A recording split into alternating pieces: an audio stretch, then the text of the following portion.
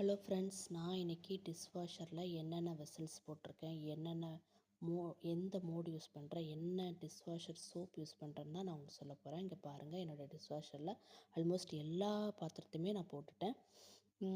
பா இப்போ நீங்கள் பார்க்குறது எல்லாமே பிளாஸ்டிக் பாத்திரம், எல்லாமே மைக்ரோவேவ் சேஃப் தான்.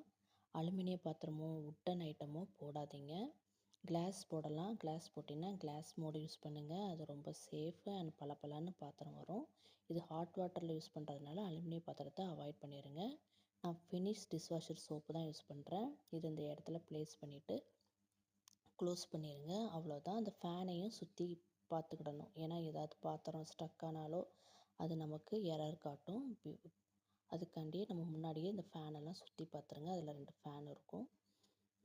அப்புறம் இதில் நிறைய மோடு இருக்குது. Normal, eco, clean and shine, mini இருக்குது. கொஞ்சம் பாத்திரம் ஹெவியான கிரீஸ் இல்லை அப்படின்னா நீங்கள் மினி சூஸ் பண்ணிக்கலாம். நான் எப்போவுமே க்ளீன் அண்ட் ஷைன் தான் யூஸ் பண்ணுவேன். இப்போ பாருங்கள், அது மூட 1 hour 30 minutes எடுக்கும். பாருங்கள், என் பாத்திரம் எப்போவுமே பளபளன்னு சூப்பராக, அதுவும் சுட சுட பாத்திரம் கிடச்சிரும். பாருங்கள், எல்லாமே பளபளன்னு இருக்கும். இதோட பெஸ்ட்டு திங்கே அதுதாங்க. நல்ல சில்வர் பாத்திரம்லாம் அப்படி பளபளன்னு கிடைக்கும்.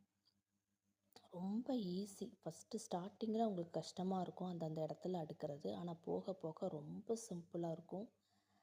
ட்ரை பண்ணி பாருங்கள். டிஷ்வாஷரில் வேறு எதுவும் டவுட்டு அப்படின்னா கமெண்ட் பண்ணுங்கள். கண்டிப்பாக நான் உங்களுக்கு இன்ஸ்ட்ரக்ட் பண்ணுறேன். என்னுடைய ஒப்பீனியன் என்னென்னா, கண்டிப்பாக அது ரொம்ப யூஸ்ஃபுல் தான். ஆனால் இதோடைய காஸ்ட் கொஞ்சம் அதிகமாக இருக்கும்.